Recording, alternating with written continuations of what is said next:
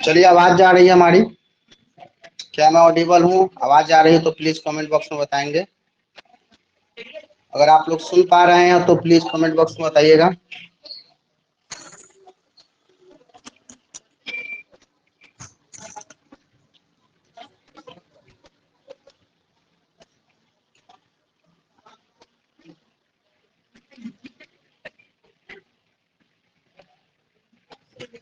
जो लोग भी जुड़े हुए हैं कमेंट बॉक्स में बताएंगे आवाज जा रही है। एक आदमी बांट दीजिए। आइए गौरव, एक एक सेट सबको दे दीजिए।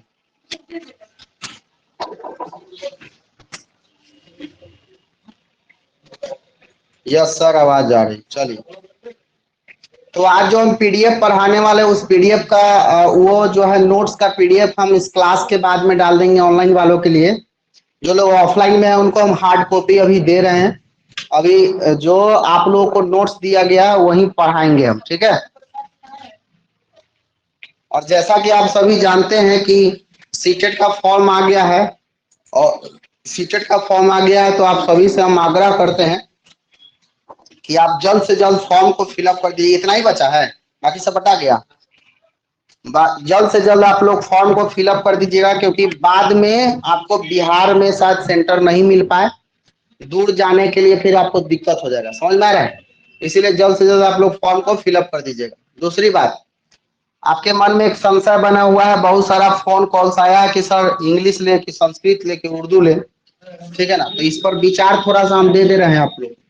लैंग्वेज वन में तो आपको हिंदी लेना ही है, क्योंकि 95% लोग लैंग्वेज वन में हिंदी लेता है। तो लैंग्वेज वन में आपको हिंदी लेना है। क्या लेना है? हिंदी। जहां तक सवाल है लैंग्वेज टू का, तो लैंग्वेज टू में बहुत सारे ऑप्शंस आपको चॉइस करने के लिए दिए जाएंगे। आप चाहे तो उसमें संस्कृत भी ले सकते हैं, चाहे तो उसमें इंग्लिश भी ले सकते हैं, और चाहे तो उसमें आप उर्दू भी ले सकते हैं। सवाल यह है कि सर संस्कृत ले कि इंग्लिश ले कि उर्दू ले, थोड़ा सा क्लियर कर देते हैं। जहां तक बात रही उर्दू को, तो सिर्फ अगर आपको उर्दू पढ़ने आता है तो आप उर्दू ले लीजिएगा, दूसरे तरफ आपको देखने की जरूरत नहीं। अगर उर्दू केवल पढ़ने भी आता है तो आप आराम से उर्दू ले सकते हैं, इसमें कोई संशय नहीं है। अब सवाल यह है कि हर कोई तो उर्दू ले नहीं सकता, जिसको पढ़ने आएगा वही उर्दू लेगा। लेकिन अब इसी दोनों में मामला फंसता है कि संस्कृत ले कि इंग्लिश ले। तो हम आपको केवल एक दे रहे हैं सुझाव, ये केवल मेरा सजेशन है, बाकी आपके हाथ में है कि आपको लेना क्या है, ठीक है। तो आपको संस्कृत लेना है कि इंग्लिश लेना है, इस पर हम अपना सुझाव देना चाह रहे हैं कि अगर आपका संस्कृत मजबूत है, संस्कृत को आप पहले से जानते हैं, संस्कृत में आपको दिक्कत नहीं है, संस्कृत को आप समझ सकते हैं, उस स्थिति में आप क्या कीजिएगा, संस्कृत ले लीजिएगा। अगर आपका इंग्लिश अच्छा है, इंग्लिश को जानते हैं, इंग्लिश मीडियम के छात्र हैं, शुरू से 1 से लेकर के 10 तक इंग्लिश मीडियम में आप पढ़ाई किए हैं, इंग्लिश पर अच्छा अगर आपका पकड़ है, ग्रामेटिकल पकड़ नहीं, लिटरेचर पकड़ होना चाहिए, शब्द का अर्थ निकालने का ढंग आपको होना चाहिए, तब आप उस स्थिति में क्या करिएगा, इंग्लिश ले सकते हैं। मतलब यूं कहे तो हम आपको यह कहना चाह रहे हैं कि अगर आपका इंग्लिश बहुत अच्छा है तो इंग्लिश लीजिए, अगर आपका संस्कृत बहुत अच्छा है तो संस्कृत लीजिए। लेकिन सवाल यहाँ पर यह है कि सर दोनों में से कोई अच्छा नहीं है, तो अब क्या करें। अब 95% बच्चा का मेंटालिटी यही है कि दोनों में से कोई अच्छा नहीं, न इंग्लिश अच्छा है न संस्कृत अच्छा है। तो हाँ, तो अब वही ना संशय इसी बात का है कि सर दोनों जब अच्छा नहीं हो तब क्या करेंगे। तो दोनों जब अच्छा नहीं हो तब आप लीजिएगा संस्कृत, समझ में आ रहा है। दोनों जब अच्छा नहीं हो तब आपको लेना है संस्कृत, अगर कोई वो अच्छा निकल गया तो वही अच्छा वाला ले लेना। और यह केवल मेरा सुझाव है, हम आज ही अपने सर से यह बात हटाना चाह रहे हैं। यह बात में मेरे ऊपर ब्लेम मत कीजिएगा, सर आप बोले थे तो हम ले लिए इंग्लिश, हम बोले नहीं है, हम सुझाव दे रहे हैं। बाकी चुनाव आपके हाथ में, ठीक है ना, सिलेक्शन आपके हाथ में कि आपको लेना क्या है। बाकी यहाँ पर पढ़ाई आपको दोनों लैंग्वेज का होगा, तीनों लैंग्वेज पर। यहाँ पर उर्दू का भी टीचर है, इंग्लिश का भी टीचर है, संस्कृत का भी टीचर है, तो आप कोई भी लैंग्वेज लीजिएगा पढ़ाएंगे हम आपको। लेकिन अब आपके हाथ में डिपेंड करता है कि आप कौन सा लैंग्वेज लेंगे, उसी के आधार पर आपको क्लास में रुकना पड़ेगा। उस टीचर का जिस दिन क्लास रहेगा उस दिन आपको आना पड़ेगा पढ़ने, ठीक है। यहाँ पर तीनों फैकल्टी मौजूद है, उर्दू वाले भी सर है, इंग्लिश वाले भी है, संस्कृत वाले भी। ठीक है, चलिए तो अब हम शुरू करते हैं नोट्स फॉर डेमो क्लास। जो आप लोग को नोट्स दिया गया है ऑफलाइन क्लास में, हार्ड कॉपी दी है हम आपको, ऑनलाइन में इसका पीडीएफ हम आपको शाम तक डाल देंगे, अभी क्लास के बाद में डाल देंगे। ये जो नोट्स आपको दिखाई दे रहा है, सबसे पहला पेज निकालिए आप लोग, पहला पेज निकालिएगा। तो पहला पेज का पहला बात हम आपको कल ही पढ़ा चुके हैं, भाषा के बारे में पढ़ाए थे। बोले थे भाषा के बारे में कि भाषा अगर हम किसे कहते हैं, तो आपका जवाब ये होगा कि मन के विचार के प्रकट करने के माध्यम को क्या कहते हैं, भाषा।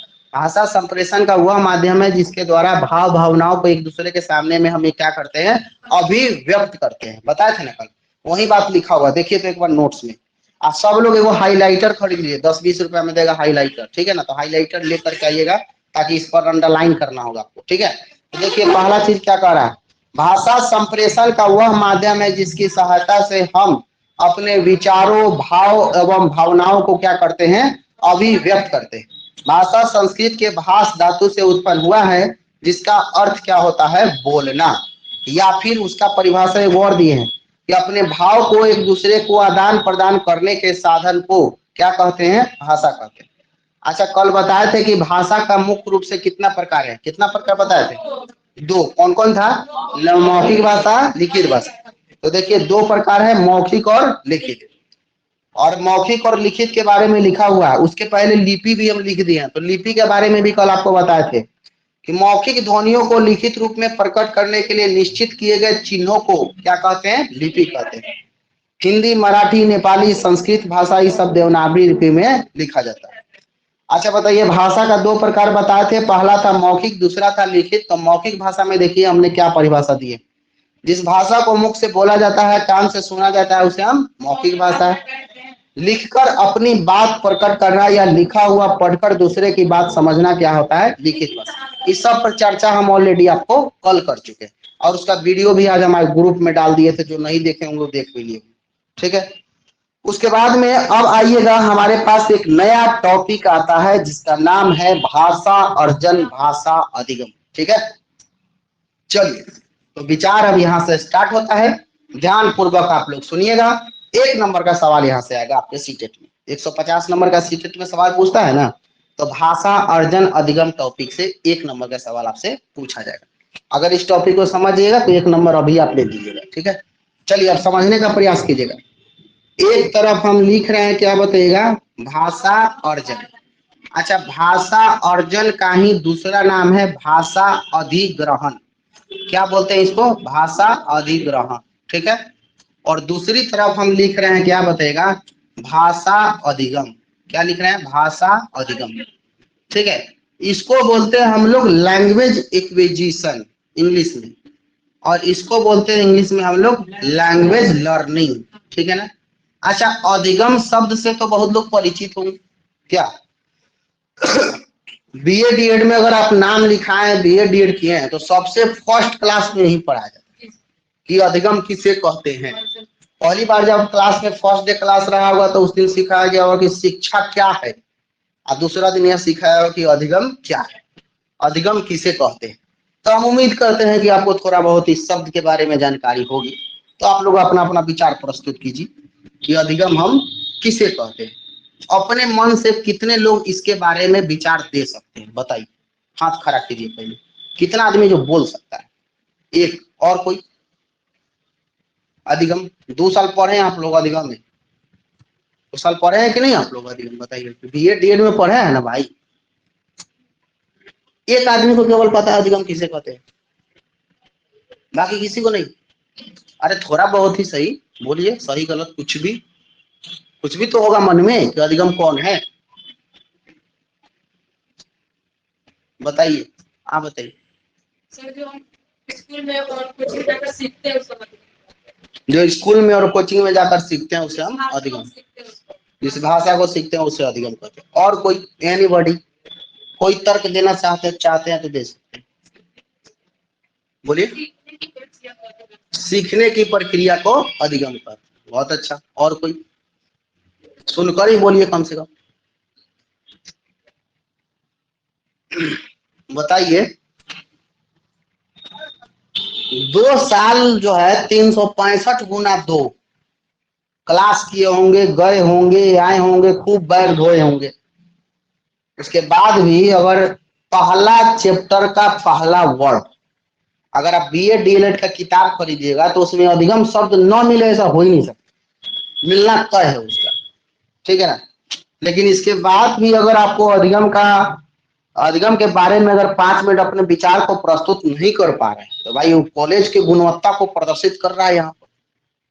यहाँ आप कितना क्वालिटी बेस्ड एजुकेशन प्राप्त किए हैं यहाँ पर आप पढ़े, है ना। ऐसे हम ये नहीं करें कि आपका कॉलेज खराब है, लेकिन अप्रत्यक्ष ढंग से हम यह कह सकते हैं कि जहां पर आप 2 साल पढ़े हैं वहां पर कम से कम ये सीखना जरूरी था कि व्हाट इज लर्निंग किसे कहते हैं। अब आइए हम सिखाते हैं। हम आपको सही बताएं, अगर 2 साल वहां पर अच्छे से पढ़े रहते ना तो एन टीचिंग की जरूरत आपको नहीं होती। सही बात है। अगर 2 साल जो बच्चा अच्छे से पढ़ेगा वहां पर उसको हमारे संस्थान की जरूरत ही नहीं, अपने आप निकल। सबसे पहला क्लास भी तो नहीं करता। हाँ, सबसे पहला प्रॉब्लम आप में भी है और प्रॉब्लम सिस्टम में भी है। पढ़ाई से ज्यादा जयंती बनेगा वहां, हमको पता है, समझ रहे हैं ना। मतलब महीना में 4 5 7 को जयंती तो मनना तय है। बच्चा को भी उसी में मनना था, पूरा टाई बेल्ट लगा के एकदम बैच उच लगा के एकदम फेसबुक पर शाम के डालेगा फलना दिवस मनाते हुए, समझ में आ रहा है ना। लेकिन आप बताइए वहाँ सिस्टम का कुछ दोष है और कुछ आपका। आप भी चाहते हैं कि बिना क्लास की हमको डिग्री मिल जाए, ये सच्चाई है। आप भी चाहते हैं कि हम नाम लिखा है हमको डिग्री मिल जाए, और वो भी चाहता है कि नहीं आएगा तो हमको पैसा देगा। सीधी सी बात, एकदम हकीकत है। और वहां पर जो पढ़ाने वाले व्यक्ति हैं 1 2 4 आदमी अगर कॉलेज में, तो उसको पढ़ाने नहीं भी दिया जाता, कहा जाता है कि ज्यादा अच्छा मत पढ़ाइए नहीं तो बाकी मास्टर को दिक्कत हो जाएगा। ये भी समस्या। और तो सिस्टम का भी कुछ दोष है और कुछ दोष आपका भी है। खैर उस सब पर हम बात विचार नहीं करेंगे, क्लास हमारा लाइव है, ठीक है। अब हम बात कर लेते हैं किस पर, अधिगम पर। खैर दोस्त जिसका भी हो, अब यहाँ पर आए हैं तो भाई हमको तो सिखाना पड़ेगा, क्योंकि यहाँ पर बिना सिखाए हमको काम चलने वाला नहीं। देखिए अधिगम को हम लोग इंग्लिश में कहते हैं लर्निंग, और लर्निंग का मतलब होता है क्या बताएगा, सीखना। सीखना का मतलब समझता है लर्निंग। लर्निंग को ही हिंदी में क्या बोलते हैं, सीखना। अधिगम जो है वो 2 शब्दों से मिलकर बना है। पहला शब्द था हमारा अधि और दूसरा था हमारा गम। तो अधि का मतलब होता है ज्ञान और गम का मतलब होता है जान। मतलब आप में कह सकते थे कि ज्ञान की ओर जाना ही अधिगम है। अधिगम 2 शब्दों से मिलकर बना है, अधिज और गम। अधि मतलब ज्ञान, गम मतलब जाना। ज्ञान की ओर जाना क्या है, अधिगम। दूसरे शब्दों में परिभाषित आप ऐसे कर सकते हैं इसको कि अनुभव के द्वारा व्यवहार में परिवर्तन को अधिगम कहते हैं। एक ये भी परिभाषा स्टैंडर्ड परिभाषा होगी। अनुभव के द्वारा व्यवहार में अस्थायी परिवर्तन को क्या कहते हैं, अधिगम कहते हैं। जैसे देख लीजिए, एक मोमबत्ती का लौ हम आपके सामने जला कर रख रहे हैं, और इस मोमबत्ती के लौ को जब जलाकर सामने रखेंगे तो ये जलता हुआ मोमबत्ती का लौ को एक बच्चा क्या करेगा, देखेगा। तो बच्चा जब देखेगा, अब रुक जाइए सुन लीजिए पूरा। अब जब यह बच्चा देखता है इसको, तो देखने के बाद में इसके मन में एक क्यूरिसिटी जागृत होता है। क्यूरिसिटी का मतलब समझते, जिज्ञासा। तो जिज्ञासा जागृत, हर बच्चा को अगर उस चीज को वह नहीं देखा है, अब पहली बार जब वो देखेगा ना तो उसके मन में एक क्यूरियस आ जाता है कि क्या है क्या है क्या है। तो इसलिए इस बच्चा को मन करता है इस मोमबत्ती के लौ के बारे में जानने का कि है कौन। जलता हुआ देखता है तो और ज्यादा क्यूरियस हो जाता है, और यह बच्चा धीरे धीरे इस मोमबत्ती के लौ के पास में जाएगा। जाने के बाद में भाव बनकर गया, पहले उसको देखेगा, ऑब्जर्व करेगा, 5 मिनट तक वहां पर आराम से बैठेगा। उसके बाद अपना हाथ उठाएगा और धीरे धीरे ले करके और उस मोमबत्ती के लौ में हाथ डालने का प्रयास करेगा। और जब वह हाथ डालने का प्रयास करेगा तो भाई हाथ जलेगा। हाथ जलेगा तो वहां से बच्चा 9 2 11 होगा। बात समझ में आ रहा है। मतलब कि जब वो हाथ जलेगा ना उसका, तो तुरंत हाथ को पीछे खींचेगा और वहां से चल देगा। अब समझिए, अनुभव के द्वारा व्यवहार में अस्थायी परिवर्तन को अधिगम कहते हैं। बच्चा पहले यहाँ पर गया तो मोमबत्ती के लौ में हाथ डालकर यह अनुभव किया, एक्सपीरियंस किया कि है कौन।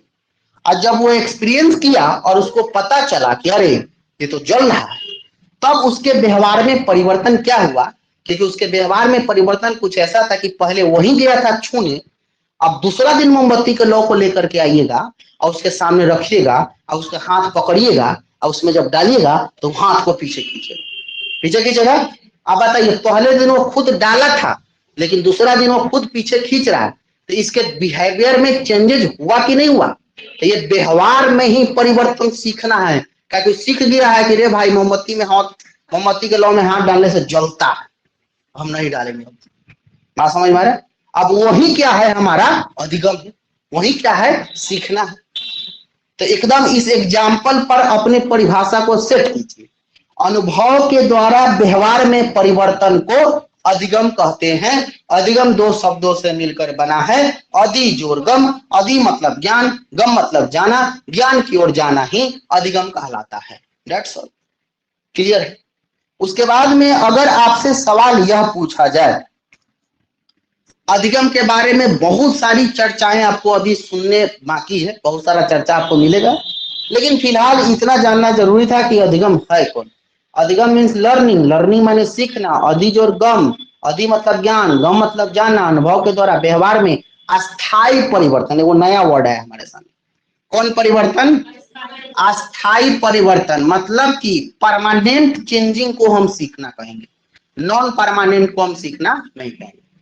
जैसे उस बच्चा को अगर मोमबत्ती के लौ में हाथ जला था तो दूसरा दिन उस मोमबत्ती के लौ में वो अपने हाथ को नहीं डालेगा। क्यों? क्योंकि उसमें परिवर्तन आ गया है। और कैसा परिवर्तन? अस्थायी। 4 दिन के बाद भी लेकर आइएगा मोमबत्ती के लौ तो पहचान जाएगा, बाप रे भाई जले वाला, इसमें हमको डालना नहीं। 10 दिन के बाद में लेकर आइए, 1 माह के बाद में लेकर आइए, एकदम अस्थायी परिवर्तन होकर, परमानेंट चेंजेस है, उसको देखेगा गायब हो जाएगा वो, वो हाथ उसमें डाल सकता नहीं। लेकिन अस्थायी परिवर्तन को हम अधिगम नहीं कहेंगे। जैसे अस्थायी परिवर्तन मदिरा सेवन करने के बाद व्यक्ति में होता है। मदिरा समझते हैं? शराब सेवन, समझना? तो शराब सेवन करने के बाद में अस्थायी परिवर्तन व्यक्ति में कैसे होता है? जब रात में नशा उसका आ गया तो उसके व्यवहार में हो जाएगा परिवर्तन।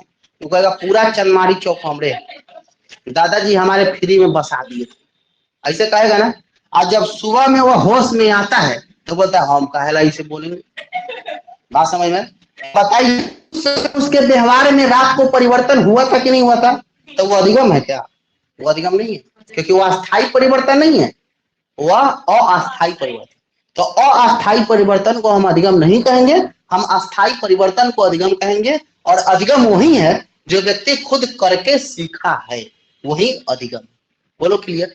तो अगर आपसे सवाल पूछे कि अधिगम क्या है तो जवाब दे दीजिएगा, बच्चा वाला उदाहरण दे दीजिएगा, संधि विच्छेद कर दीजिएगा, अर्थ बता दीजिएगा, कोई भी आदमी समझदार के लड़का जानकार। क्लियर? अब समझिए। अब हम लोग आते हैं किस पर बताइएगा? भाषा अर्जन और भाषा अधिगम। ठीक है, तो हमको पढ़ना है भाषा का इंग्लिश क्या होता है? लैंग्वेज एक्विजिशन और लैंग्वेज लर्निंग, दोनों के बारे में हमको समझने का प्रयास करना है। तो देखिए, एक वो बच्चा है जो 0 से 5 साल की अवस्था का, कोई भी बच्चा जब जन्म लेता है तो 0 से 5 साल तक वो अपने समाज, परिवेश, परिवार के साथ में रहता है। तो जब कोई बच्चा जन्म लिया और जन्म लेने के बाद में 0 से 5 साल तक वह समय कहाँ गुजारा? तो समाज में, परिवेश में, परिवार में, है ना। तो समाज, परिवार, परिवेश में रहकर 0 से 5 साल की अवस्था के दौरान जिस भाषा का विकास बच्चों में होता है उसे हम भाषा अर्जन कहते हैं। क्लियर बात? अब आते हैं कहां पर? भाषा अधिगम पर। तो भाषा अधिगम में क्या होगा? उम्र हो जाएगा यहाँ पर 5 साल बाद। तो 5 साल बाद विद्यालयी परिवेश में जाकर, तो 5 साल के बाद में बच्चा का विद्यालय में एडमिशन हो जाता है, आप लोग जानते होंगे, है ना। तो विद्यालयी परिवेश में जाकर जिस भाषा का विकास बच्चों में कराया जाता है उसे हम भाषा अधिगम। अंतर समझिए, यहाँ पर 0 से 5 साल में होगा, यहाँ पर 5 साल के बाद होगा। यहाँ पर बच्चा समाज, परिवेश, परिवार में भाषा को अपने आप सीखेगा, जबकि यहाँ पर विद्यालय परिवेश में जाएगा तो भाषा सिखाया जाएगा। यहाँ पर सिखाया जाएगा, यहाँ पर अपने आप सीखेगा। क्लियर है? अपने आप भाषा का सीखना क्या कहलाएगा? प्राकृतिक भाषा कहलाएगा, नेचुरल लैंग्वेज। जैसे जब बच्चा अपने परिवार, समाज के साथ में जब वो रहता है तो नेचुरल लैंग्वेज का विकास उसमें खुद पर खुद हो जाता है। 0 से 5 साल में वह कहना सीख लेता है मम्मा, पापा, चाचा, अंकल, आंटी। और यह भाषा वह कहाँ सीखता है? अपने सामाजिक और पारिवारिक परिवेश में। तो यह इसका क्या है बताएगा? यह इसका कहलाएगा भाषा अर्जन। ठीक है बात। और जब 5 साल के बाद में अप्राकृतिक रूप से, अप्राकृतिक यहाँ पर सीखेगा प्राकृतिक रूप से, यहाँ पर बच्चा अप्राकृतिक रूप से जब भाषा को सीखेगा तब वह कहलाएगा हमारा क्या बताएगा? भाषा अधिगम। क्लियर बात है? तो एक और डिफरेंस समझिए, प्राकृतिक रूप से भाषा का सीखना हमारा क्या कहलाएगा? भाषा अर्जन। अप्राकृतिक रूप से सीखना क्या कहलाएगा? भाषा अर्जन। या फिर ऐसे भी कह सकता है, प्राकृतिक रूप से भाषा का सीखना अर्जन होगा और कृत्रिम रूप से भाषा का सीखना अधिगम। ठीक है, यहाँ पर बच्चा खुद भाषा को सीखेगा, यहाँ पर बच्चा को भाषा सिखाया जाएगा। यहाँ पर बच्चा 0 से 5 साल में अपने आप समाज में रहकर सीखेगा, यहाँ पर बच्चा 5 साल के बाद विद्यालय परिवेश में रहकर सिखाया जाएगा।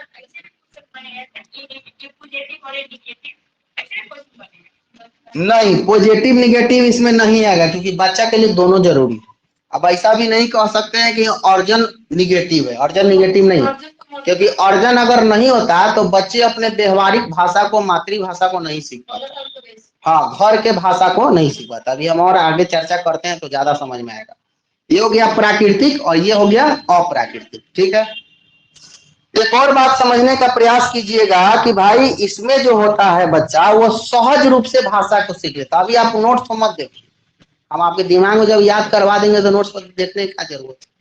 याद करने से आपको मतलब है ना, तो क्लास में जब आप निकलिएगा तो आप याद करके जाइए, चिंता मत। ठीक है ना? तो देखिए, भाषा अर्जन में बच्चा सहज रूप से, सहज का मतलब होता है आराम से, इसको बोलते हैं स्वाभाविक रूप से, ऑटोमेटिक, आराम से, कोई बिना टेंशन के, ऑटोमेटिक रूप से जब भाषा को सीखेगा तो भाषा अर्जन करेगा। तो अगर कहेगा सहज और स्वाभाविक रूप से बच्चे भाषा को कहाँ सीखते हैं, तो आप कहिएगा सर जी अर्जन में। लेकिन भाषा अधिगम में कहता है यहाँ तो सहज और स्वाभाविक रूप से बच्चा भाषा को सीख लेगा, लेकिन भाषा अधिगम में जब तक प्रयास नहीं करेगा, जब तक अभ्यास नहीं करेगा, तब तक भाषा को नहीं सीख पाएगा। मतलब यह होता है सहज और स्वाभाविक, और यह होता है प्रयास और अभ्यास पूर्ण। अब सुनिए कैसे। जब तक बच्चा यहाँ पर प्रयास नहीं करेगा तब तक भाषा को नहीं सीख पाएगा। जैसे हम आपको एक कहानी बताते हैं। कभी कभी बच्चा को पानी को मम कहते हुए सुने, अपने आप वो कहना चालू कर देता है, उसको कोई सिखाता नहीं। पानी को क्या कहता है? मम, मम्मी, मम चाहिए। अब ये मम जो है यह उसका नेचुरल लैंग्वेज है, यह उसका प्राकृतिक भाषा है। और ये मम शब्द का प्रयोग कब करेगा? 0 से 5 साल की अवस्था में। लेकिन मम कहना कोई उसको सिखाया नहीं, वो अपने आप सहज और स्वाभाविक ढंग से क्या कर लिया? सीख लिया। लेकिन जिस दिन आपको सिखाना पड़ेगा कि चलो याद करो WATER, वाटर, वाटर माने पानी, तो जब तक प्रयास नहीं करेगा, अभ्यास नहीं करेगा, तब तक क्या यह वर्ड को यह सीख पाएगा? बोले ना। तो यह अधिगम है और यह अर्जन है। अपने आप भाषा का सृजित होना, दैट इज लैंग्वेज एक्विजिशन। लेकिन भाषा को जब मानक भाषा में सिखाया जाए, दैट इज लैंग्वेज लर्निंग। वो क्या हो जाएगा? हमारा भाषा अधिगम। तो बताइए, मम को सीखने के लिए प्रयास, अभ्यास जरूरी है क्या? बिल्कुल जरूरी नहीं, वो सहज और स्वाभाविक होगा। लेकिन मानक भाषा को सीखने के लिए वाटर माने पानी होता है, जब तक कि प्रयास नहीं करेगा तब तक इस वर्ड मीनिंग को रट पाएगा नहीं। तो बताइए, सहज और स्वाभाविक कौन होगा? अर्जन। अब प्रयास और अभ्यास पूर्ण कौन होगा? अधिगम। 0 से 5 साल में कौन होगा? अर्जन। 5 साल के बाद कौन होगा? अपने आप कौन सीखेगा? अर्जन। सिखाया कौन जाएगा? समाज में कौन सीखेगा? अर्जन। अब विद्यालय में कौन सीखेगा? प्राकृतिक रूप से कौन सीखेगा? अर्जन।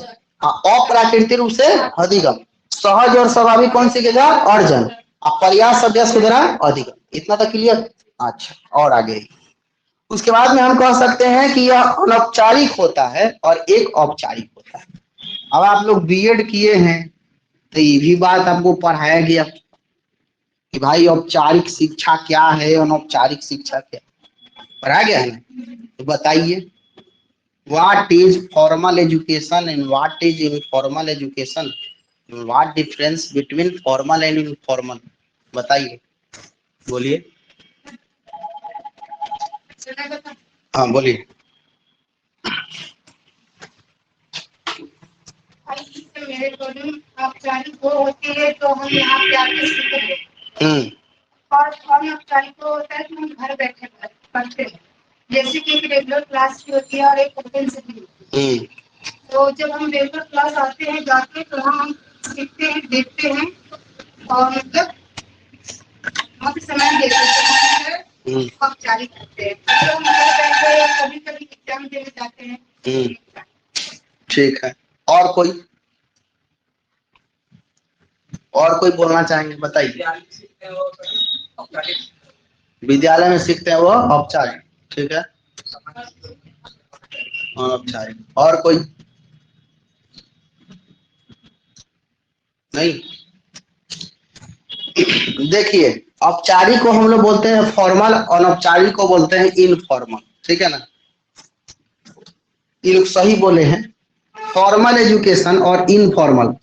तो अर्जन में अनौपचारिक रूप से सीखना हमारा क्या होगा? अनौपचारिक रूप से सीखना हमारा अर्जन होगा और औपचारिक रूप से सीखना हमारा क्या होगा? ये होगा हमारा अधिगम। अब देखिए, हम आपको बता रहे हैं, औपचारिक का मतलब होता है फॉर्मल। तो फॉर्मल में सब कुछ निश्चित होगा, सब कुछ निश्चित होगा। यहाँ पर आपको समय भी निश्चित होगा, सीखने वाला निश्चित होगा, सिखाने वाला निश्चित होगा, स्थान निश्चित होगा, टाइम निश्चित होगा। मतलब जहां पर एक समस्त कार्यक्रम एक बाउंड्री के अंदर कराया जाता, जहां पर सब कुछ फिक्स नजर आता, समय, स्थान, दिन, सिखाने वाला, सीखने वाला, सब कुछ फिक्स नजर आता हो, टाइम टेबल सबका फिक्स हो, एक निश्चित बाउंड्री के अंतर्गत में हो, दैट इज फॉर्मल। उसको क्या बोलेंगे हम लोग? फॉर्मल। औपचारिक बोलेंगे। जैसे विद्यालय में जो शिक्षा प्रदान किया जाता है बच्चों को, वो फॉर्मल होता है, औपचारिक होता है। क्योंकि विद्यालय में जाने के बाद में सब फिक्स है कि आपको 10 बजे आना है, 1:30 बजे लंच होगा, 4 बजे छुट्टी होगी, पहले घंटी में हिंदी वाले सर आएंगे, सेकेंड घंटी में संस्कृत वाले सर आएंगे, थर्ड घंटी में उर्दू वाले सर आएंगे, सब कुछ फिक्स है वहां पर। तो जहां पर सब कुछ फिक्स हो, स्थान, दिन, समय, सीखने वाला, सिखाने वाला, सब कुछ फिक्स नजर आए, एक 4 दीवारी के अंदर में जो शिक्षा दी जाती है उसे हम औपचारिक शिक्षा कहते हैं। समझ रहे हैं बात को? और जहां पर कुछ भी फिक्स नहीं है, न समय फिक्स है, न स्थान फिक्स है, न दिन फिक्स है, न सिखाने वाला फिक्स है, न सीखने वाला फिक्स है, जहां पर कुछ भी फिक्स नहीं हो, जहां पर कोई बाउंड्री नहीं, वह हो जाएगा हमारा अनौपचारिक शिक्षा। समझ में आ रहा है? अनौपचारिक शिक्षा में कुछ भी फिक्स नहीं होता है। अब जैसे मान लीजिए, रोड के हमेशा किस साइड आपको चलना चाहिए? बताइए। बाएं साइड चलना चाहिए। हमारे किताब में जब बेसिक किताब हम लोग पढ़ते थे तो जेब्रा क्रॉसिंग की कहानी उसमें दिया रहता, तो हमको शुरू से सिखाया गया रोड में हमको बाएं साइड चलना चाहिए। अब हम दाहिने साइड चल रहे थे, एक दिन एक बुजुर्ग आदमी हमारे सामने आ गए, बोले कि बेटा तुम रॉन्ग साइड में चल रहे हो, हमेशा रोड के बाएं साइड में चलना चाहिए, तुम्हारा साइड उधर है, जाओ उधर उधर से चलो। अब वह व्यक्ति हमको दिया है वो शिक्षा, लेकिन वो कौन सा शिक्षा है भाई? वह अनौपचारिक है, ताकि वो फिक्स नहीं था। अब ऐसा थोड़े ना कि फोन किए थे ये रोड पे बताइएगा हमको कौन साइड में चलना है, और व्यक्ति आया है हमको बताया 5 मिनट से 2 मिनट में, ऐसा तो नहीं था। सडनली कोई व्यक्ति हमको मिला और हमको जो शिक्षा दिया वो हमारा अनौपचारिक हो गया, जहां पर कुछ भी फिक्स नहीं था। उस सिचुएशन में जो हमको शिक्षा दिया, दैट इज इनफॉर्मल एजुकेशन।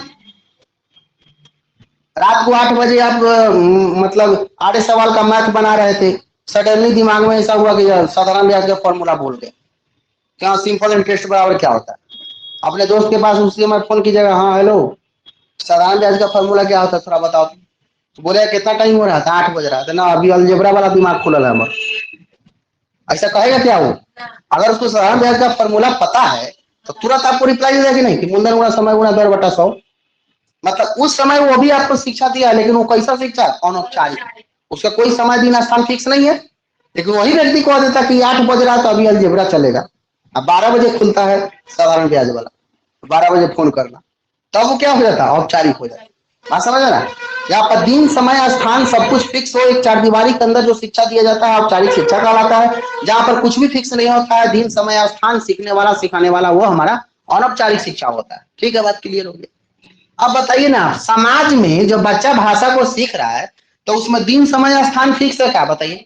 0 से 5 साल में जब बच्चा भाषा को सीखता है घर परिवार में रहकर, तो उसका टाइम टेबल फिक्स है कि 12 से 1 में पापा कहना सीखेगा। ये कि पापा जब आते हैं तब चालू हो जाते हैं, मम्मी जब दिखती है तब चालू हो जाती है, मामा जब आए तो कहने लगेगा बोलो बेटा मामा, चाचा है तो बोलो बेटा चाचा। लेकिन उसका टाइम फिक्स है, चाचा बोलने का समय अगर अभी नहीं हुआ 3 बजे बोलेगा। ऐसा है क्या? बताओ, ऐसा तो नहीं है ना। तो 0 से 5 साल में जो बच्चा भाषा को सीख रहा है दैट इज इनफॉर्मल। तो समाज में रहकर जो सीख रहा है वो अनौपचारिक ना होगा जी। तो अनौपचारिक रूप से सीखना क्या है? अर्जन है। जब विद्यालय में तो सारा फिक्स है, हम आपको पहले ही बता दिए कि भाषा अधिगम विद्यालय है। तो विद्यालय में रहकर जो भाषा को सीखेगा वो क्या हो जाएगा? हमारा भाषा अधिगम। बताइए कहीं समस्या है क्या? एक और आता है, देखिए अनौपचारिक और औपचारिक, एक आता है निरौपचारिक। समझ रहे? तो निरौपचारिक दोनों का मेल जोल होता है। औपचारिक में क्या हुआ कि एक निश्चित बाउंड्री होता है, अनौपचारिक में कोई बाउंड्री नहीं होता, पूरा खुला हुआ है। और निरौपचारिक में बाउंड्री है भी या कहीं टूट गया है, ऐसे समझिए। बाउंड्री है भी कहीं टूट गया, ये दोनों का मिला जुला रूप है। अब जहां है वो औपचारिक कहलाएगा और जहां टूट गया वो अनौपचारिक कहलाएगा। तो दोनों मिल गया तो नाम हो गया निरौपचारिक। अब डिस्टेंस एजुकेशन का नाम आप सुने होंगे, तो डिस्टेंस एजुकेशन एक निरौपचारिक शिक्षा का उदाहरण। डिस्टेंस एजुकेशन में जब आप एडमिशन कराते हो तो वहां पर देखिएगा आपको एडमिशन ले लिया जाता है, बुक दे दिया जाता है, कहा जाता है कि जाइए जुलाई में एग्जाम होगा। तो कहता थोड़े है कि हाँ इग्नू का किताब लेकर आप जा रहे हैं तो भाई 3 से 4 में पढ़िएगा तो अभी समझ में आएगा, ना तो नहीं समझ में आएगा। वो तो कहता है कि सीधे आप करके स्टडी कीजिए। लेकिन जब उसका परीक्षा आता है तो उस समय तो जब कह दिया कि जाइए स्टडी कीजिए तो आप कभी भी कर सकते हैं, कोई समय दिन स्थान फिक्स नहीं है। तो उस समय तो हो गया हमारा वो अनौपचारिक। लेकिन जब उसका एग्जाम आ गया तो सारा फिक्स कर देगा कि 9 बजे आना है और 3 बजे तक एग्जाम देना है, फलाने तारीख से प्रैक्टिकल स्टार्ट है, 12 से 1 बजे प्रैक्टिकल चलेगा, इतना बजे आपका इंटरव्यू होगा, सब कुछ फिक्स हो गया। तो फिक्स जब हो गया तो फिर हो गया वो औपचारिक।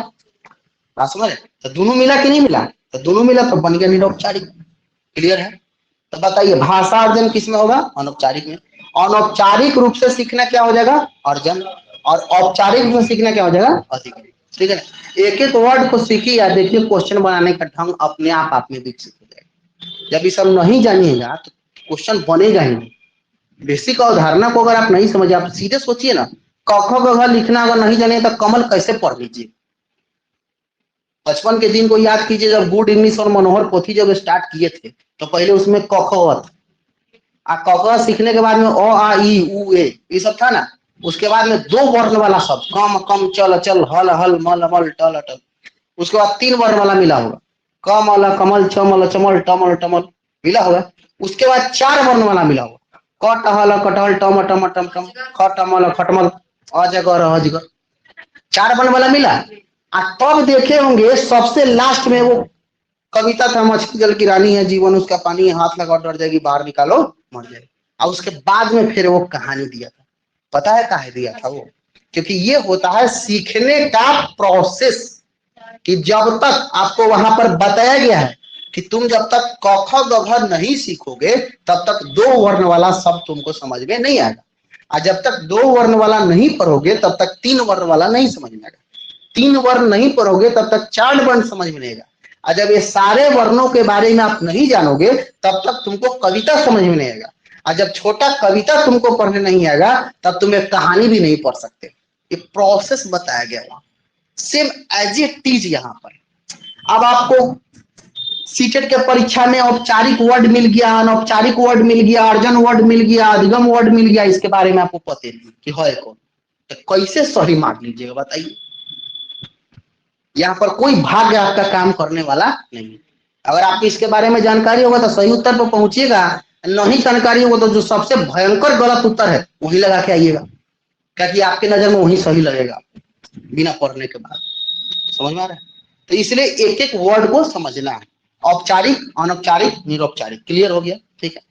तो अनौपचारिक रूप से बच्चा जब सीखेगा तो अर्जन होगा, औपचारिक रूप से सीखेगा तो अधिगम होगा। ठीक है ना? उसके बाद में एक और वर्ड बताते हैं, मातृभाषा। बच्चों में मातृभाषा का जब विकास होगा वो होगा हमारा किसमें बताइएगा? अर्जन। मातृभाषा का मतलब होता है मदर टंग। क्या होता है? Mother tongue. तो बच्चा में जब मदर टंग का विकास होगा, अब मदर टंग कहते किसे है तो आपको एक उदाहरण दे रहे हैं। घर परिवार समाज में रहकर या फिर माँ के दूध से जिस भाषा का विकास बच्चों में होता है उसे हम मातृभाषा के नाम से जानते हैं। ठीक है? परिवार समाज में रहकर जिस भाषा का विकास बच्चों में होता है उसे हम मातृभाषा के नाम से जानते हैं। एक होता है मातृभाषा और दूसरा होता है हमारा कौन सा बताएगा? मानक भाषा। ठीक है बुआ, ध्यान दीजिएगा। मातृभाषा को हम लोग बोलते हैं मदर टंग और मानक भाषा को ही कहा गया स्टैंडर्ड लैंग्वेज, है ना, या ऑथेंटिक लैंग्वेज। और इसको मातृभाषा का एक और नाम है प्राथमिक भाषा। मातृभाषा को हम क्या कहते हैं? प्राथमिक भाषा। और द्वितीयक भाषा को, मानक भाषा को हम लोग क्या कहते हैं? तो इसी को हम लोग सेकेंडरी लैंग्वेज या द्वितीयक भाषा के नाम से जानते हैं। प्राइमरी लैंग्वेज, प्राथमिक भाषा होता है कौन? मातृभाषा। और सेकेंडरी लैंग्वेज कौन होता है? मानक भाषा। अब जैसे समझ लो, अगर कोई बच्चा पानी को कह रहा है मम, तो ये मम हमारा क्या है? मातृभाषा। ठीक है? मम क्या है? मातृभाषा है। लेकिन उसी को बाद में बच्चा समझ पाया कि मम को ही पानी कहते हैं, तो ये पानी कौन वर्ड है? मानक भाषा। ये वर्ड कौन भाषा है? WATER, water. वाटर कौन भाषा हो गया? मानक भाषा हो गया। स्टैंडर्ड लैंग्वेज हम लोग नॉर्मली अपने विचार को व्यक्त करने में इसका यूज करते हैं कि इसका यूज करते हैं? बताओ। जब बच्चा रहता है तब ना इसका यूज कीजिएगा। तो आप बताओ भाई कि माँ के दूध से जिस भाषा का विकास होता है उसे हम मातृभाषा कहते हैं। घर परिवार समाज में रहकर जिस भाषा को बच्चा सीखता है उसे मातृभाषा कहते हैं, है ना। मम हमारा मातृभाषा है। मातृभाषा को ही प्राथमिक भाषा के नाम से जाना जाता है, जबकि मानक भाषा को हम लोग द्वितीयक भाषा के नाम से जानते हैं। पानी और वाटर मानक भाषा। क्लियर है? मातृभाषा वह है जो बच्चा खुद सृजित करता है, खुद क्रिएट करता है, खुद से बनाता है, खुद से नेचर में लाता है। That is mother tongue. समझ में आ रहा है? तो ये हो जाएगा हमारा कौन सा बताएगा? मातृभाषा। तो आप बताइए कि मातृभाषा का विकास बच्चा में अर्जन में होगा कि अधिगम में? ताकि 0 से 5 साल में रहता है जब वो अर्जन में, तब मातृभाषा भी तो सीखेगा 0 से 5 के बीच ना। तब मातृभाषा सीखने का परिणाम बच्चा कहाँ करेगा? अर्जन में। अगर आपसे पूछेगा कि मानक भाषा बच्चे कहाँ सीखते हैं? क्लियर? ठीक। उसके बाद एक और देखिए, ये जो अर्जन होता है इसमें कोई नियम कानून नहीं होता है सीखने का, कि समाज में सीखना है तो कोई रूल रेगुलेशन नहीं है, जैसे मन किया वैसे सीख लिया। बच्चा इसमें गालियों देना सीख लेगा, ठीक है कि नहीं? समाज परिवार में हाँ, जैसा परिवेश रहेगा, जैसा वहां का वातावरण रहेगा, उस तरह का भाषा विकास उसमें हो जाएगा। तो भाषा अर्जन में कोई नियम नहीं होता है, जबकि भाषा अधिगम बिना नियम का नहीं। इसमें कोई ना कोई नियम आपको रहेगा, क्योंकि स्कूल में जब बच्चा को भाषा सिखाया जा रहा है तो बिना नियम को तो उसमें नहीं सिखाया जाएगा। उसमें नियम है कि पहले तुमको वर्णों के बारे में जानकारी लेना है, तब 2 वर्ण, तब 3 वर्ण, तब 4 वर्ण, तब 5 वर्ण, तब कविता, तब कहानी। क्योंकि ये नियम के थ्रू चलता है कौन? अधिगम। और बिना नियम के चलता है कौन? अर्जन। बोलो क्लियर? उसके बाद में एक और बात समझने का प्रयास कीजिएगा, अनुकरण। अनुकरण का मतलब होता है कॉपी करना। अनुकरण का मतलब क्या होता है? कॉपी करना। अनुकरण एक मनोवैज्ञानिक वर्ड है ना। और अनुकरण शब्द का जो अर्थ होता है उसका मतलब होता है कॉपी करना, नकल करना। अब यहाँ पर थोड़ा समझने का प्रयास कीजिएगा कि अनुकरण का मतलब हो गया क्या बताइएगा? कॉपी करना। इसी को हम लोग कहते हैं नकल करना। यह एक साइकोलॉजिकल वर्ड है।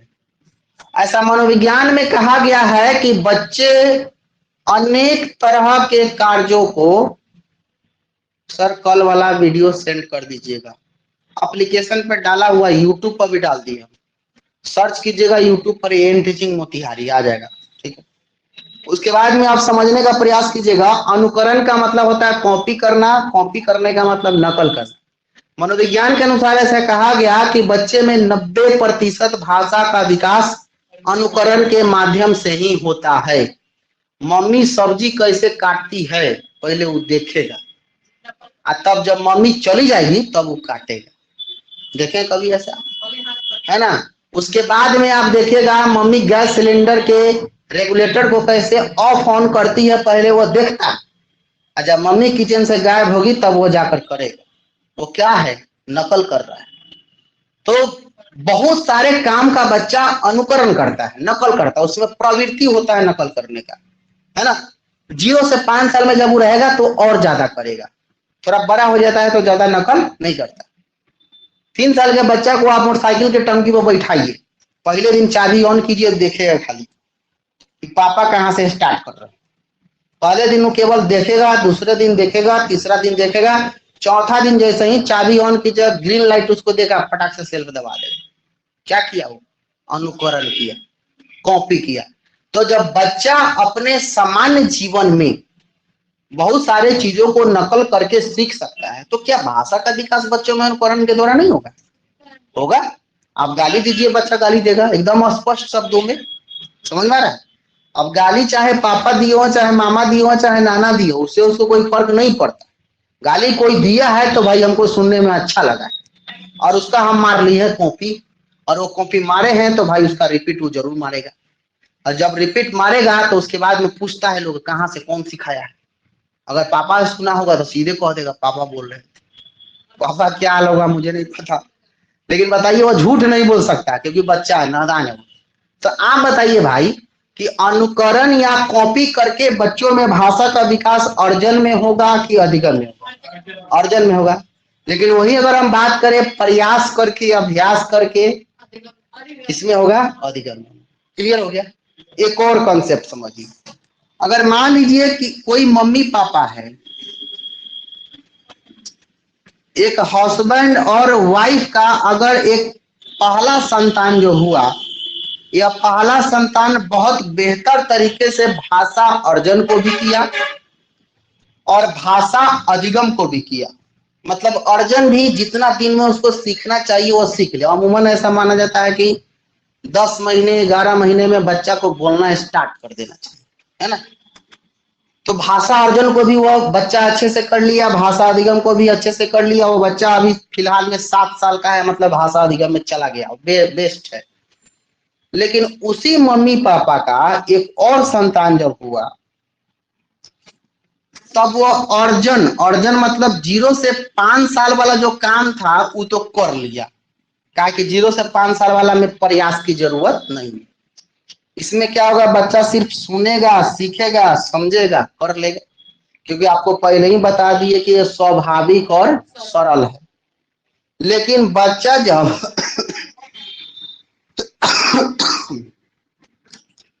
यह बच्चा दूसरा वाला जो था, ये पहले बच्चा जैसा भाषा अधिगम नहीं कर पा रहा। मतलब भाषा अधिगम बुद्धि के ऊपर डिपेंड करता है, जबकि भाषा अर्जन बुद्धि के ऊपर डिपेंड नहीं करता। कोई जरूरी नहीं है कि एक माँ बाप का अगर 2 संतान हो तो पहला जितना सरलता से अर्जन अधिगम को हासिल किया है उतना ही सरलता से दूसरा भी हासिल कर ले। ऐसा पॉसिबिलिटी कोई जरूरी नहीं है, हो भी सकता है, नहीं भी हो सकता है। इसलिए हो सकता है जो दूसरा संतान हुआ है उसका दिमाग कमजोर हो, तो अर्जन को तो कर लेगा क्योंकि अर्जन एक स्वाभाविक प्रक्रिया है। लेकिन जितना बेहतर तरीके से पहला बच्चा उसका अधिगम कर रहा है, अगर इसका दिमाग कमजोर होगा तो यह अधिगम को बेस्ट नहीं कर पाएगा। क्यों? क्योंकि अधिगम सीखने का नाम, अधिगम प्रयास का नाम, अधिगम अभ्यास का नाम है। और जिसका दिमाग कमजोर होगा वो प्रयास अभ्यास सीखेगा नहीं, मतलब अधिगम का पिछड़ेपन उसमें दिखेगा। कॉन्सेप्ट हम आपको यह समझाना चाह रहे थे बाबू, अगर एक मम्मी पापा का 2 संतान हो तो तो कोई जरूरी नहीं कि पहला संतान जितना स्पीड से अर्जन अधिगम को हासिल किया है उतना ही स्पीड से दूसरा संतान भी उसके अर्जन अधिगम को करे, क्योंकि अर्जन तो स्वाभाविक और स्वचालित और सरल होता है, लेकिन अधिगम बच्चे प्रयास के द्वारा करते हैं। तो जब तक उसके पास बुद्धि नहीं होगा तब तक अधिगम को वह नहीं कर पाएगा। बोलो क्लियर? अब हमको लगता है कि अर्जन अधिगम के सारे डिफरेंसेस को भी आप समझ गए होंगे और अर्जन अधिगम होता क्या है इसको भी आप समझ गए होंगे। ठीक है भाई, अब आइएगा उसके बाद में आप अपने नोट्स पर, ठीक है, नोट्स पर आइए। तो नोट्स पर देख लीजिएगा, एक तरफ लिखा हुआ है भाषा अर्जन और दूसरी तरफ लिखा हुआ है भाषा अधिगम, लिखा हुआ है। देखिए कह रहा बच्चा जब भाषा खुद ही सीख ले, तो जब खुद सीख लेगा वो कौन है? अर्जन है। अंडरलाइन करते चलिएगा। अब भाषा अधिगम में लिखा हुआ है कि इसमें भाषा सिखाया जाएगा। जब बच्चा भाषा खुद ही सीख ले तो क्या है? अर्जन है। और जब बच्चा को भाषा सिखाया जाएगा तो क्या है? अधिगम। क्लियर? दूसरा डिफरेंस देखिए, इसमें बच्चे समाज से भाषा सीखते हैं। किसमें समाज से भाषा सीखेंगे? अर्जन में, अर्जन में। और दूसरी तरफ कह रहा यह नियमबद्ध तरीके से सिखाया जाएगा, तब कौन हो जाएगा? अधिगम में। देखिए एक गांव में एक हस्बैंड और वाइफ है, H और W लिखा हुआ है, और उसका एक बच्चा है जो वर्ष 1, 2, 3, 4, 5 साल का, अर्थात 5 साल तक बच्चे समाज से भाषा सीखा, और दूसरा बच्चा भी उसका हो गया वर्ष 1, 2, 3 साल 5 का। इधर में देखिएगा जब वो 5 साल का हुआ पहला बच्चा तो कक्षा 1, 2, 3, 4, 5 में गया, यहाँ उसे अन्य भाषा सिखाया गया, अंग्रेजी, हिंदी आदि। वो बच्चा सीख भी लिया पहिल का, लेकिन दूसरका में देख लीजिए क्या हुआ, कक्षा 1, 2, 3, 4, 5, 6 में गया तो दूसरा बच्चा को पहले बच्चा जैसा भाषा सिखाया गया पर सीखा नहीं। मतलब पोस्ट में लिखा होगा मंद बुद्धि। एक मम्मी पापा, हाँ अंडरलाइन कीजिए, एक मम्मी पापा का 2 संतान एक जैसा कोई जरूरी नहीं है कि हो जाए। क्लियर? अब आइए पलटिए, पेज पलटिएगा, नेक्स्ट पेज नंबर 2 पर देखिए क्या कहता है। अर्थात बनावटी भाषा हम भाषा अधिगम को कह सकते हैं, कृत्रिम भाषा हम भाषा अधिगमों को न कहें, तब बनावटी भाषा कौन हो गया? अधिगम। लेकिन प्राकृतिक भाषा किसको कहेंगे? हम अधिग्रहण या अर्जन को। हम आपको पहले ही बता दिए कि अर्जन कहे तब चाहे अधिग्रहण कहे तब, सियार वही है, कलर अलग है, समझ में है ना? अब आइएगा दोनों में डिफरेंस हम लिखे हुए हैं, देखिएगा एक तरफ लिखा होगा भाषा अर्जन अधिगम, एक तरफ लिखा होगा सॉरी अर्जन और एक तरफ अधिगम। तो देखिए आप देखते चलेगा फटाफट। पहला देखिए डिफरेंस क्या है, यह सहज और स्वाभाविक हो। बताइए कौन सहज और स्वाभाविक होगा? अर्जन। यह प्रयास पूर्ण होता है, तो प्रयास पूर्ण कौन होगा? अधिगम। इसे हम प्राकृतिक भाषा कहेंगे। बताइए नेचुरल भाषा किसको कहेंगे? अर्जन को। इसे हम अप्राकृतिक होती है, कौन अप्राकृतिक होता है? अधिगम। यह अनौपचारिक होगा, अनौपचारिक कौन होगा? अर्जन। और यह औपचारिक होगा, औपचारिक कौन होगा? अधिगम। यह मातृभाषा बच्चे के वातावरण पर लागू होता है, मतलब मातृभाषा का विकास बच्चों में कहां से होगा? अर्जन से।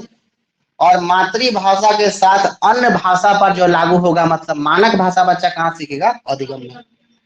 यह भाषा के नियमों पर आधारित नहीं होता है, तो नियम पर कौन आधारित नहीं होगा? अर्जन। यह भाषा के नियमों पर आधारित होता है, मतलब यह कौन होगा? अधिगम। इसमें मौखिक कौशल विकसित होता है, तो मौखिक कौशल का विकास किसमें होगा? मौखिक कौशल का मतलब बोलना, तब बोलना और सुनने का विकास किसमें होगा? अर्जन में। क्या 0 से 5 साल में तो खूब बोलेगा सुनेगा। और इधर कह रहा है कि इसमें लिखित कौशल का विकास होगा, मतलब राइटिंग स्किल डेवलप होगा किसमें? अधिगम में, 5 साल के बाद। कहता है यह भाषा अर्जन अनुकरण पुनरावृत्ति पर बल देता है। हम आपको क्या बोले? अनुकरण का मतलब क्या हो गया? कॉपी करना। तो कॉपी करके बच्चा भाषा को जो सीखेगा वो हमारा अर्जन होगा। इधर कह रहा है यह भाषा प्रयास अभ्यास करके सीखने पर बल देता है, तब वो क्या होगा? अधिगम। बोलिए कहीं दिक्कत है? नहीं। अब आप लोग फटाफट एक क्वेश्चन दिया हो उसमें, देखिए उसके नीचे जस्ट पढ़िए उसको। ऑनलाइन वाले लोग समझ में आ रहा है तो कमेंट करके बताएंगे एक बार। बातें समझ में आ गया? अर्जन अधिगम क्या है डिटेल समझना है, डिटेल, तब जाकर मामला क्लियर होगा। निकालना है अगर सीटेट तो डिटेल समझने की जरूरत है।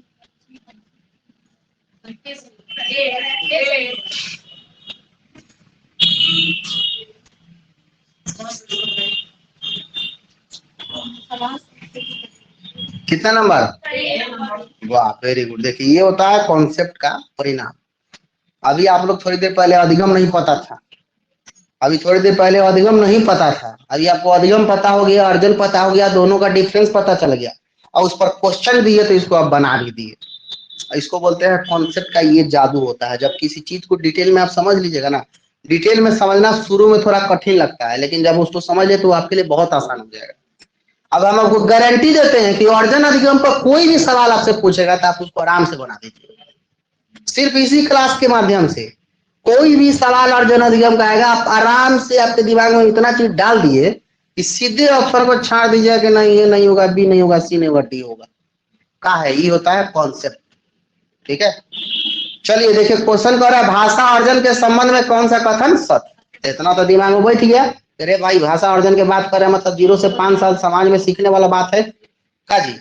ऑप्शन नंबर अपने आप सीखने वाला। 1 नंबर देख लीजिए, समाज संस्कृति परिवेश के अनुसार अर्थ ग्रहण की प्रक्रिया स्वाभाविक होती है। एकदम सही बात कर दिया। अभी पढ़ा कि जैसा समाज होगा, जैसा संस्कृति होगा, उसी तरह के बच्चों में भाषा सीखने का प्रभाव होगा। और यह कॉन्सेप्ट किसका है? अर्जन का। हमसे पूछ ही रहा कि भाई भाषा अर्जन के बारे में कौन सा बात सही है, तो हमको सही लग गया पहले ही, लेकिन फिर भी हमको आगे वाला ऑप्शन पढ़ना है। सीटेट का रूल रेगुलेशन है, एक ऑप्शन आपको लगेगा कि बहुत सही है, लेकिन उसके बावजूद भी आगे के ऑप्शन पढ़ना है। पेडागोजी में सबसे आप बुलाती है मगर जाने का नहीं। ठीक है, 2 नंबर देख लीजिए, भाषा अर्जन में बच्चों को बहुत अधिक प्रयास करना पड़ता है। बिल्कुल गलत हो गया। भाषा अर्जन में कहाँ प्रयास करना पड़ता है? अभी बताया भाई प्रयास और अभ्यास तो अधिगम में होता है, तो 2 नंबर तो सीधे गलत। क्या बोलिए, ऐसे ऑप्शन छांट सकते कि नहीं? देखिए सीटेट में जब भी क्वेश्चन बनाइए तो क्वेश्चन आंसर कौन सही होगा उस पर हमको ध्यान नहीं देना है, कौन नहीं होगा उस पर ध्यान दीजिए। उसको काटिए, अपने निकल जाएगा बाहर।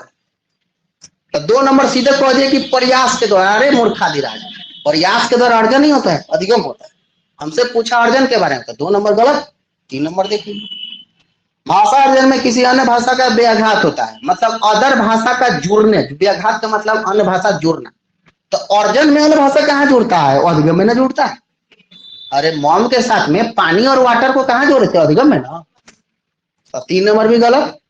4 नंबर कहता है भाषा सीखना एक उद्देश्य होता है, इसका कोई माने मतलब नहीं, धरती पर बोझ जैसा दे दिया। 4 नंबर, इसका कोई तर्क ही नहीं है। तो 2 नंबर खत्म, 3 नंबर खत्म, 4 नंबर खत्म। तो सही कौन? 1 नंबर। अब भाषा अर्जन के बारे में हम जान रहे हैं कि भाई समाज संस्कृति परिवेश के अनुसार अर्थ ग्रहण की प्रक्रिया स्वाभाविक होती है। यह बात कहाँ कहा गया है? तो भाषा अर्जन में कहा गया है। बताइए कोई समस्या है? आप लोग कहते हैं कि सर अब एक बार हम आपको रिवाइज करा रहे हैं, अब आप लोग बोलिएगा सब लोग, क्योंकि हम अपने संस्थान में आपको चुप रहने नहीं देंगे, क्योंकि हमारा बैच होता है टारगेट। और टारगेट बैच का मतलब हमारे पास जो बच्चे चले आते हैं उसको हम जिम्मेदारी समझते हैं कि भाई मेरे ऊपर ये भरोसा दिखलाया है, और इस भरोसा पर खरे उतरने के लिए हमको जैसे हो इसको समझाना है भाई, पास कराना है। नहीं तो जितना दर्द आपको होता है ना फेल होने पर, उससे ज्यादा दर्द हमको होता है। क्योंकि कोई शिक्षक यह नहीं चाहता है कि हमारा पढ़ाया हुआ छात्र असफल हो। और एक शिक्षक को सबसे ज्यादा खुशी उसी समय मिलता है जब उसका पढ़ाया हुआ कोई स्टूडेंट सफलता के ऊंचाइयों तक पहुंच जाता है। उसके सामने में कोई धन पैसा कुछ नहीं है। करोड़ रुपया एक तरफ और एक गुरु के द्वारा पढ़ाया गया शिष्य का सफलता एक तरफ, वो सुखद अनुभूति होता है। तो हम भी चाहते हैं उस सुखद अनुभूति का आनंद लेना। जितना आप लोग मेहनत करते हैं ना, उसका 2 गुना ज्यादा मेहनत हम करते हैं। आप लोग अगर आप हमारा 25% भी कर दीजिएगा ना, आ जाएगा आपके पास। समझ रहे हैं? अब आइए उसके बाद में देख लीजिए क्या कहता है। तो आप बताइए भाई, बहुत सारा कॉन्सेप्ट पढ़ा दिए, तो बताइए 0 से 5 साल में सीखना क्या है, और 5 साल के बाद सीखना क्या है, समाज में रहकर सीखना क्या है, विद्यालय में रहकर सीखना क्या है, अपने आप भाषा को सीखना क्या है, आप भाषा को सिखाया जाना क्या है, प्राकृतिक रूप से भाषा का सीखना क्या है, अप्राकृतिक रूप से भाषा का सीखना क्या है, अनुकरण के द्वारा भाषा का सीखना क्या है, प्रयास अभ्यास के द्वारा भाषा का सीखना क्या है? अपने आप भाषा का सीखना क्या है? सिखाया जाना क्या है? मौखिक भाषा का विकास किसमें होता है और लिखित भाषा का विकास किसमें होता है? क्लियर है? प्राकृतिक रूप से भाषा कहाँ सीखेगा? अप्राकृतिक रूप से कहाँ सीखेगा? समाज में कहाँ सीखेगा? विद्यालय में कहाँ सीखेगा? अपने आप कहाँ सीखेगा? सिखाया कहाँ जाएगा? बस आप बताइए, रटना है? रटने की जरूरत है क्या? आपके दिमाग में सेट हो गया, अब सपना में भी आएगा तो और जाने अधिक समझ में आ रहा है। और ये होता है असली पढ़ाई। पढ़ाई इसी का नाम। अब आपका हम हमेशा बताते हैं कि आपका उम्र नहीं है पढ़ने का, आपका उम्र सीखने का। आप तर्क कीजिए, लॉजिक अपनाइए, चीजों के बारे में सोचिए और एक्चुअल पढ़ाई हम इसको टीचिंग एग्जाम की आप तैयारी कर रहे हैं, आप शिक्षक बनने के योग्य बनने वाले हैं और आप रटिएगा। काम नहीं है आपका रटना भाई, खत्म है समय आपका रटने का। आपको इसे सुनकर समझकर बोलना होगा। आपका काम वहां पर नहीं है, आपका काम यहाँ है। इतना दिन वहां पर बैठे हुए ठीक है, लेकिन आपका रियल स्थान यहाँ है। और यहाँ पर आने के लिए आपको बोलना होगा कि आप ऐसे प्रोफेशन को चुने हैं इसमें बिना बोले काम चलने वाला नहीं। जितना अच्छा बोलिएगा उतना अच्छा पैसा कमाइएगा, बात समझ? क्योंकि ये ऐसा प्रोफेशन है। तो जब आप बोलने से डरिएगा तो फिर शिक्षक प्रोफेशन को आप क्यों चुने भाई? क्योंकि जीवन भर शिक्षक को बोलना है, आजीवन भर शिक्षक को पढ़ना है, आजीवन भर शिक्षक को सीखना है। तो ये तीन को ढांचा आप अपने आप में अभी बैठा लीजिए कि हमको सीखना हमेशा है, हमको पढ़ना हमेशा, हमको बोलना हमेशा। अगर ये तीनों गुण अगर आप में नहीं हुआ तो आप एक सही शिक्षक नहीं बन पाए। प्राइवेट सरकारी की बात अलग है। एक अच्छा शिक्षक बनने के लिए माने नहीं रखता कि आप सरकारी है कि प्राइवेट है, उससे कोई फर्क नहीं पड़ता। अगर आप में क्वालिटी है, गुणवत्ता है तो कहीं भी अपना झंडा गाड़ सकते, किसी क्षेत्र में जाकर अपना झंडा गाड़ सकते। बस आप में वो कुवत, वो तजुर्बा, वो क्वालिटी, वो गुणवत्ता होनी चाहिए। बाकी कोई कुछ आपका नहीं बिगाड़ सकता। समझ में आ गया? मतलब जिस तरह से हम कॉन्सेप्ट आपको दे रहे हैं बुआ, सेम एज इट इज आप कॉन्सेप्ट को बनाइए। आप इस लायक बनिए कि हमारे बगल में आप एन टीचिंग दूसरा खोल सके। समझ में आ? मतलब ये हुआ, हमको कोई फर्क नहीं पड़ेगा उससे, हमको उससे कोई फर्क नहीं। हमारे पढ़ाए हुए मतलब 10-15 छात्र कहीं कहीं जा करके कोचिंग खोल करके पढ़ा रहे हैं, ऐसा बात नहीं। हमको खुशी होता है इस बात से कि हम उसको लायक उस लायक बनाए कि भाई वो जाकर स्टेज पर दहाड़ रहा। ये अच्छी बात है, एक शिक्षक के लिए गर्व का क्षण होता है। हमको कोई दुख नहीं इस बात का। तो हम आपको कहते हैं कि ठीक, हम जैसे आपको पढ़ा रहे हैं, आप हमसे भी अच्छा बनने का प्रयास कीजिए। हम कुछ नहीं, अपने आप को हमेशा शून्य मानते हैं, लेकिन हम जैसे हैं उससे अच्छा बनने का प्रयास। एकदम आसान है। 2 महीना आपको रेगुलर क्लास करना है, सीटेट निकालना है, मात्र और मात्र 60 दिन हमको समय दीजिए।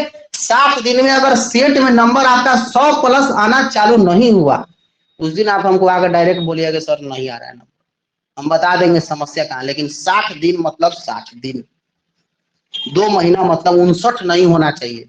मतलब जितना दिन अब्सेंट कीजिएगा उतना ही नंबर से फेल कीजिए, बता रहे। समझ में आ रहा है? अगर 90 पर आपका पासिंग मार्क्स है, एक दिन अब्सेंट कीजिएगा तो 89 को आएगा, 90 नहीं आएगा, बता रहे। समझ में आ रहा है? तो इसीलिए आपको बता रहा। अब जो हम आज पढ़ा दिए तो इसमें से क्वेश्चन आएगा तो तुमको समझ में आएगा, क्लास नहीं किए हो तो बताइए।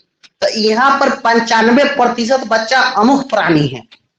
भीड़ देखकर, क्लासरूम का माहौल देखकर, वातावरण देखकर, ये टीन का घर जो है ना वो सैकड़ों लोगों को कुर्सी पर पहुंचा दिया। इसको कम मत समझिएगा, ये विद्या का वैसा स्थान है जहाँ पर सैकड़ों लोग अपने सरकारी विद्यालय में जाकर जगह बना दिए। समझ रहे? एसी जो है लग्जरियस रूम से कुछ नहीं होता है, मेन क्वालिटी होना चाहिए, गुणवत्ता होना चाहिए। और इतना संसाधन तो यहाँ पर है कि आप आराम से पढ़ सकते हैं, इतना तो गारंटी है। अब इसमें कोई लग्जरियस खोजेगा कि हाँ हमको पढ़ना है कि तुमको लग्जरी देखना है यार, तो अपना पढ़ो, 2 महीना कष्ट करो, निकलो यहाँ से, जाओ, खाली करो सीट। हमेशा दूसरा आएगा पढ़ने के, तुम हमेशा क्यों बने रहोगे मेरे पास में? समझ में आ रहा है? तो हम आपको बस इतना कहेंगे कि 2 महीना बुआ समय आप हमको खूब बढ़िया से दे दीजिए, क्लास आप रेगुलर कर लीजिए, हम सर्टिफिकेट आपको दिलवा देंगे। एकदम टेंशन है, दुनिया का सबसे आसान एग्जाम सीटेट। अगर आप सोच लिए तो, नहीं सोचे देहचोर हैं आप, तब आपके लिए सबसे भारी है। बता दे रहे हैं, ठीक है ना। चलो क्लास आइए, हम जैसे जैसे कह रहे हैं वैसे आप कीजिए ना। अभी हम आपको कह रहे हैं केवल क्लास आइए, अभी आपको केवल क्लास आना है बस, ठीक है ना। चलिए क्लास अगर अच्छा लग रहा हो, थोड़ा बहुत समझ में अगर आ रहा होगा, तो हमारे सहयोग में केवल आप मेरा एक काम कीजिएगा, अपने दोस्तों को यह बात शेयर कीजिएगा। लाइक शेयर सब्सक्राइब नहीं, यूट्यूब पर नहीं जाना है, बच्चों को कहना कि भाई क्लास चल के करिए, देखिए, समझिए। ये आपका जो भी दोस्त है ना, तो वो अभी फॉर्म आ गया है, तो इधर उधर भटकने से कोई फायदा नहीं है, सही जगह चंपारण में यही है, समझ रहे हैं ना। तो आप आकर के अपना बेहतर भविष्य की तलाश में है, तो यहाँ पर आप अपने स्थान को ग्रहण कीजिए, बाकी हम आपके नैया को पार लगा सकते हैं, ठीक है ना। और यह विश्वास है हमारा 100%। चलिए धन्यवाद, मिलते हैं अगले क्लास में, थैंक यू। चलिए ऑनलाइन वाले बच्चे समझ में आया, ऑनलाइन में ऑफलाइन में कोई फर्क नहीं है, बस फर्क इतना है कि ये लोग यहाँ पर आके पढ़ रहे हैं और आप लोग मोबाइल पर पढ़ रहे हैं। बात जो हम इनसे करते हैं वही बात आपको सुनाई देता है, समझ में आ रहा है। ये लोग दिखाई नहीं देते हैं, लेकिन हम आपको दिखाई देते हैं, तो कोई फर्क नहीं है, पढ़ने वाला बच्चा कहीं भी पढ़ लेगा, ठीक है। चलिए बहुत बहुत धन्यवाद, अगले क्लास में मिलते हैं। क्लास अच्छा लगा हो तो वीडियो को थोड़ा सा अपने दोस्तों के पास कहिएगा जुड़ने के लिए। धन्यवाद, थैंक यू सो मच, मिलते हैं अगले क्लास में।